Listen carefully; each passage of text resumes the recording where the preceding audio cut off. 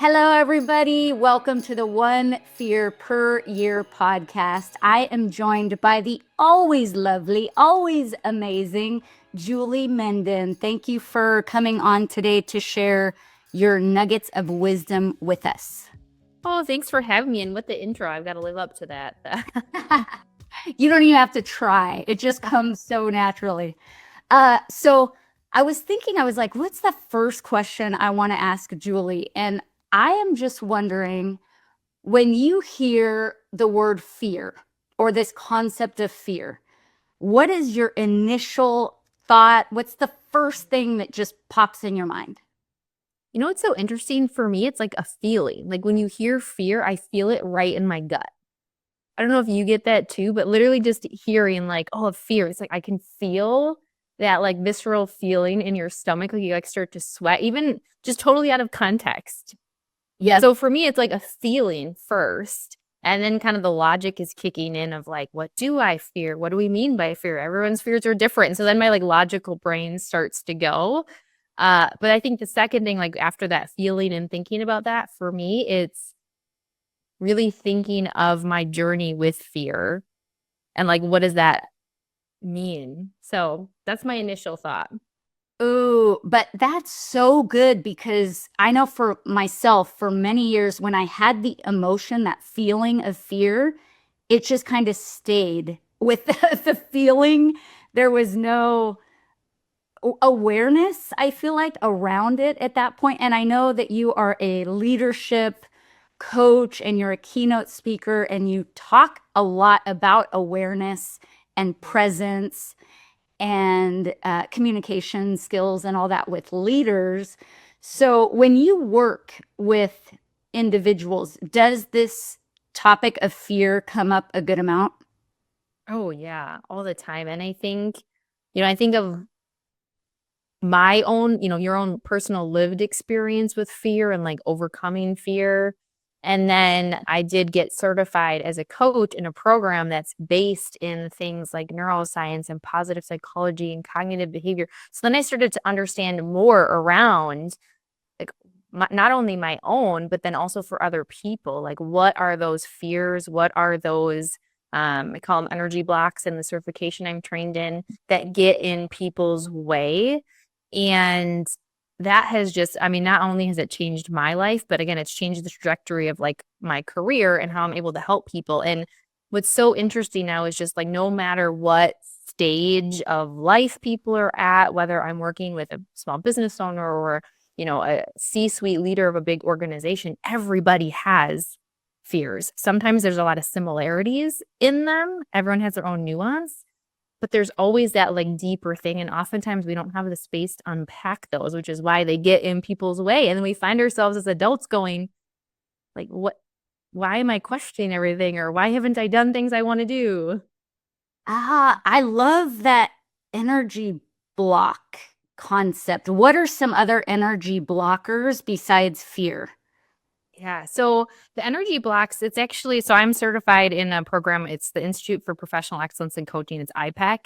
And we use an assessment called Energy Leadership Index Assessment. And I use it with almost all of my clients, but it's really helping us become more aware of how do we show up when things are going well? How do we show up under times of stress? And it's really relevant nowadays. It helps us to build our resilience and all of that. So we learn where we want to be, but then we have to figure out what gets in the way of us doing that. So for some people, it's, maybe it is they have these personal goals that they want to do this hike or they want to achieve this thing, but there's this fear. Or maybe if it's a professional goal, they want to get to the C-suite or they want to lead teams, they want to be a speaker, whatever it is. So the energy blocks, there's actually 4, and there's our inner critic, which is where a lot of our fear lives. There's assumptions we make, there's interpretations, like the stories we tell ourselves, and then there's limiting beliefs. And so those are the things that I talk to people about, like get in the way, but that fear is usually rooted in that inner critic, which I know you know about, all of these things I'm sure as well, with is just this like, am I good enough? Am I good enough? And then from that is kind of that fear that spirals. It's always that underlying question, am I good enough? And it really doesn't matter if you're making millions and billions of dollars and you're, as we know, like the most famous person or whatever. It's everyone talks about the am I good enough? Am I worthy? So when you work with clients or even in your own life, what are some of the ways that you um, unlock or break past that inner critic that is always questioning your worth? Yeah. Yeah. I mean, that's the one that's like, and I won't get into all the history, but like it's rooted in our childhood, the inner critic especially. It's rooted in childhood where, they're usually they say around the ages of 8 to 10 when we became more aware of things, we started to kind of like I say, like things started to stick to us a little bit more. And something might have happened that caused us to go, maybe I don't fit in here, or maybe I'm not good enough. And so for myself, it largely was going on that journey of like that, so as like that self-awareness and really digging into like what are the things that I say to myself on a day-to-day basis and what has gotten in my way. And so a lot of that training definitely helped me. And I just think of sometimes life, like I say sometimes life just like forces us into those fears.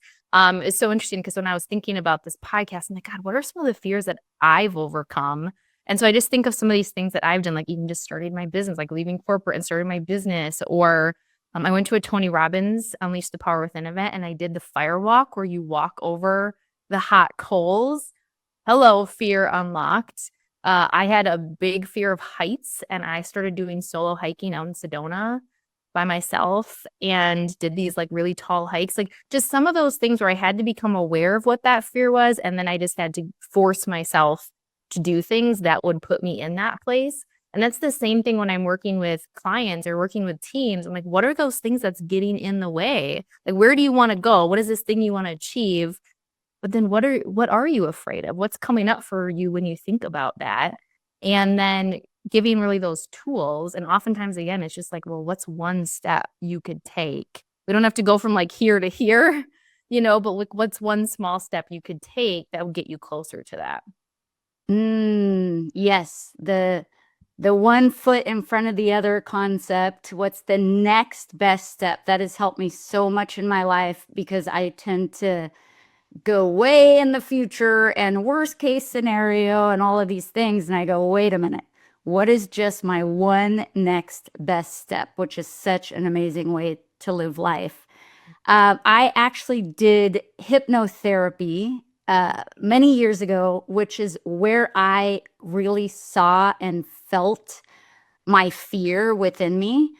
What are some ways that you have seen, maybe besides hypnotherapy, where people can go into that deep subconscious place where we hold all of those limiting beliefs and kind of the inner critic lives and all of that? Yeah, that's such a great point because I mean, there's so many. And I think because this is becoming more, I would say, even so, I've been certified as a coach for 6 years now. And I'd say, even this amount of time, I have seen this become even more of a conversation with people and, with leaders, with organizations around like we need to get to the root of what's really going on for people. It's not just surface level things. And so there's so many different amazing modalities out there, like the hypnotherapy. There's like brain spotting and brain tapping, EMDR. Like there's all these amazing things out there that you can do. And for some people, they're all for those things. I would say that it's like, yeah, I want to try all the things. And some people are like, wait a minute, it's a little too like woo for me, right? And so, I mean, I think it's also based on like, yeah, what have you already tried? We don't necessarily need to jump right to maybe the most intense thing right away. But sometimes just journaling, like some people that really, like to journal, sometimes just journaling, like free flow journaling where you don't filter your thoughts. You just literally just start writing it out and you just see what comes. That's a good step for some people. Some people really like the meditation, where you're just sitting with your, by yourself, or maybe you're going to take a meditation class. The biggest thing is we need to silence all of that chatter, right? Like all of that noise in our head to really tap in. One of the things that I talk to leaders about a lot is self-trust. Like, what does it look like when you trust yourself? And most of the time, we don't even know because we have so much noise going on and also from everybody else. And so sometimes it's just like finding space to sit with yourself. And sometimes it's working with someone to help you do that. But sometimes the first step is just like you needing to just try and sit in silence for a little while. I could not agree more. And it brings us back to this concept that you teach on of presence, because I know you teach on the awareness piece, and then there's this presence component, which talk a little bit more about that, just the presence of a leader. What does that look like? What does it mean? How do we enhance that skill of being present? Yeah, this is something that I would say a lot of the times either people are coming to me for one-on-one coaching, or I lead a lot of sessions. I speak on the power of presence. And often it's because, people will say it usually comes in as a surface level thing. Like, I want to have more of a commanding, more of an executive presence. I want to be able to command a room of people. I want to be able to influence people.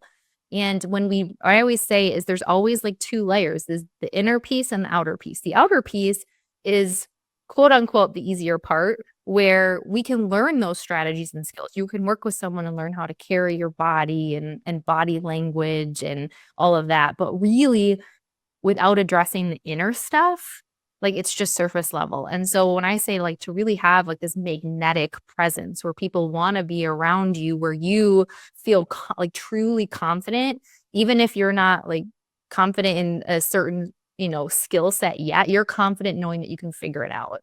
And that comes again from that kind of inner work of, when do you feel really like you're commanding of a room? What's getting in the way? Is it who's in the room? And ooh, why is that person making you feel so intimidated? And so it's kind of getting into some of those things as well, like tapping into, when do you feel like you have a really strong presence and confidence? What gets in the way of that? And what do you need to start maybe saying to yourself before you go in that? So we do a lot of like setting of intentions of like, how do I want to show up in this room? I want to be someone who is bold and energetic and challenges people. And then we go, well, what is it going to take in order for you to become that person? And a little reverse engineering kind of concept. We want this. How do we get there? What are the steps? What did that look like in your own life, doing this work? Because it is work, the inner work piece. Yes. What did that look like for you? Yeah, I mean, I would say in general, like when I look back, especially when I come to like presence and being in front of rooms of people, like from that sense of it, that's always come natural to me. Like, I've been doing public speaking since I was a kid. Those group projects, just like, oh, who's gonna get in front of the room and present? I was like, yeah, me, yeah, you too, right? Or speech class and all that. Those were my favorite. So I've always personally loved that, and also I know that's still people's like biggest fear. But when it comes to, I always feel like I've had a confidence in what I do externally, but probably like most people, and what I'm pretty transparent about is like inside, sometimes it was like rapidly paddling under the surface because I didn't want anyone to know when I didn't feel confident. And so I talk a lot about like when I was growing in my career, and I'd always be like, yeah, I've got it under control. But I oftentimes wouldn't let on that I was feeling inadequate, because I was a perfectionist. And I was like, okay, I've got this, until it was like, oh, you don't got this. So for me, it was just realizing like I didn't need to have it together all the time. And actually, that was a detriment in the sense of you can be vulnerable and authentic leader and be like, hey, I need some help here. And then I also think it's just, yeah, changing that definition. I always thought having this like strong presence and stuff as a person and as a leader, you always had to be buttoned up and, dress a certain way and act a certain way. And my mind totally shifted on that when I became an entrepreneur, to be like, there's many different versions of that. And you gotta kind of find your authentic style will also meet the culture that you're in. And then also, again, the name of my podcast is It Starts With You, because it has to come internally, because there's a lot of external circumstances that will change. Like, we know a lot of people, they tie their identity to their work. Well, what happens when you get let go, or you don't have that anymore? Or what happens if something externally, and I'll just share a quick personal story. So for me, as a speaker, I'm a podcast, as a, coach and all that, I'm in front of people all the time, just like how you are, right? I'm always in front of groups of people. And so how I present myself is really important. Last year, I had melanoma and I needed to have multiple facial surgeries. And I had a speaking gig right after that I obviously had to move some around, but there was one that I did not want to cancel. And so I went to the doctor. I got the final of my stitches removed from my face, hopped on a plane with their approval, flew to speak at this event. Ironically, I was giving a session on the power of presence to a group of executives with a healthcare company.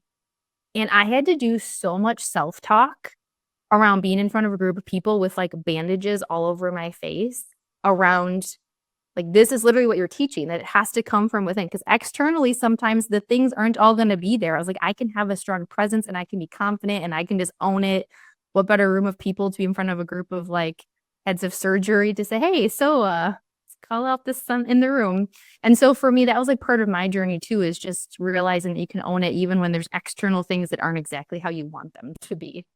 Oh, what an amazing story of truly, because for me that would be terrifying. I think there is something about the appearance factor, maybe more for women than men, I'm not sure, but where we tie some of our identity to that, like at least, looking a certain way, dressing a certain way, and to really have the presence of mind to identify it, to see what's going on, and to change the narrative, which is why it's so important to have these tools that you talk about and that you're trained in, because we don't know what's going to happen in life and what the next thing around the corner is. And so to have this solid foundation, and I'm sure it was still challenging, right? Even with that. Oh, yeah. Yeah, I had to do a lot of, I almost did not get on that plane because I was like, nope, I'm not doing this. I had to go through the airport with, you couldn't wear makeup on the parts where the stitches just came out. So I had bandages and I just had my son's words in my head when he said to me, like, be brave, mom. Oh, right. And you're like, we teach our kids these things. And I was like, I would literally just kept saying to myself, like, be brave, be brave. And I would just say it all the way up and through the event was over. Oh, and how did it feel once the event was over and you did that? That's like looking your fear right in its eyeballs and being like, I see you and I'm going to do the thing anyway. How did you feel? How did you walk away from that event? Oh, and again, I get such a feeling like I still feel it in my body right now. I mean, I would love to say that I got done and I felt like amazing. I did. And I also just had that little bit still of like, whew, there's almost like the emotional like purging of all of the things, like the excitement, the fear, the worry, all of it. Then you get done speaking and you're like, okay. So I was proud. I was excited. I was, kind of call it like the speaker's high, like when you get done. And also, I mean, I definitely had a little bit of that, just like, well, I really wish I didn't have all of that stuff on my face. And I wish, all of that stuff. But then again, I would just quickly, like, that's the thing with our brains, like you quickly can catch that thought and choose a different thought. And for me, it was like, wow, look what you did. And again, it didn't impact the performance of my session at all. If anything, people thought that was more exemplary of what I was trying to teach. So yeah, it was all the emotions when I got done. But I just looked back at that and I looked back at pictures and I was like, I did that. I got the stitches out, hopped on a plane and spoke like, I can do this. I really love that because it is important to talk about all of the emotions, and we are complex human beings. So I can totally relate to that.